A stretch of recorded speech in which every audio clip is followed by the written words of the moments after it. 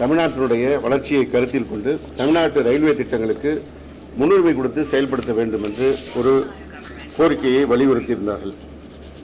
அப்படி அவர்கள் வலியுறுத்தியிருந்ததற்கு மறுப்பு தெரிவிக்கிற விதமாக ஒன்றிய ரயில்வே துறை அமைச்சர் அவர்கள் ஒரு செய்தியை வெளியிட்டிருக்கிறார்.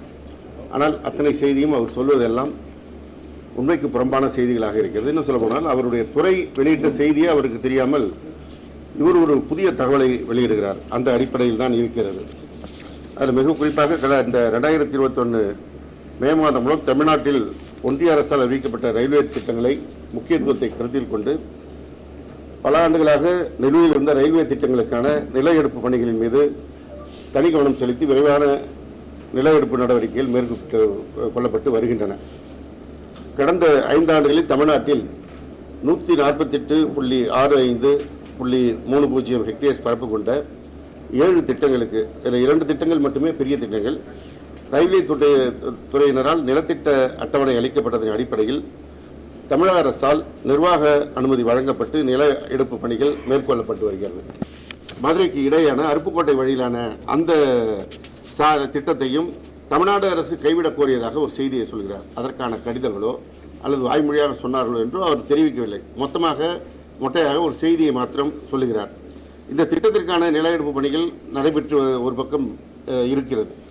அதேபோன்று தனுஷ்கோடி ரயில்வே திட்டம் குறித்து மாண்புமிகு முதலமைச்சர் அவர்கள் இது திட்டத்தை செயல்படுத்தினால் அந்த பகுதியுடைய எக்காலஜி ஜோனாக இருக்கிறது, அதற்கு பாதிப்பு வரும், எனவே அந்த திட்டத்தை நீங்கள் கைவிட வேண்டும் என்று எழுதிவிட்டார்கள்.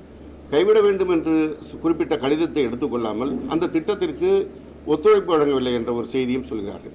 இப்படி அவர்கள் சொல்கின்ற செய்தி எதுவும் உண்மையான செய்திகளாக இல்லாமல் உண்மைக்கு மாறானவையாக அரசியல் நோக்கத்தோடு சொல்லுகின்ற செய்தியாகவே இருக்கிறது. ஒன்றிய அரசு தொடர்ந்து ஒவ்வொரு துறையிலும் தமிழ்நாடு அரசிற்கு நிதி ஒதுக்கவில்லை என்பது ஆதாரப்பூர்வமாக தொடர்ந்து நம்முடைய மாண்புமிகு தமிழ்நாடு முதலமைச்சர் அவர்கள் எடுத்து வைத்து வருகிறார்கள். அதேபோன்றுதான் ரயில்வே துறையிலும் இந்த நிதி நிலை அறிக்கைக்கு பிறகு இந்த நிதிநிலை அறிக்கை தமிழ்நாட்டிற்கு எப்படி பாதகமாக இருக்கிறது என்பதை குறிப்பிடுகின்ற போது ரயில்வே துறை குறித்தும் செய்தி வெளியிட்டு அதற்காக மாண்புமிகு இந்திய பிரதமர் அவர்களுக்கு அந்த ஒரு கடிதத்தையும் எழுதியிருந்தார்கள். ஆனால் அந்த கடிதத்திற்கு ஒரு முறையான பதில் இல்லாமல் இதுபோன்ற தகவல்களை தொடர்ந்து ஒன்றிய ரயில்வே அமைச்சர் பரப்பி வருகிறார். தமிழ்நாட்டை பொறுத்தவரை தமிழ்நாடு அரசு ஒரு காலம் ஒன்றிய அரசு எடுக்கின்ற நடவடிக்கைகளுக்கு இடையிலே நிற்பதே கிடையாது. இன்னும் தமிழ்நாட்டுக்கு நிதி கூடுதலாக தேவை, எங்களுக்கு உரிய பங்கீடு வேண்டும் என்பதுதான் நாங்கள் வலியுறுத்தி வருகிறோம். அதைத்தான் இப்பொழுதும் வலியுறுத்துகிறோம் என்பதுதான் இந்த உங்களுடைய பத்திரிகையாளர் சந்திப்பினுடைய நோக்கம்.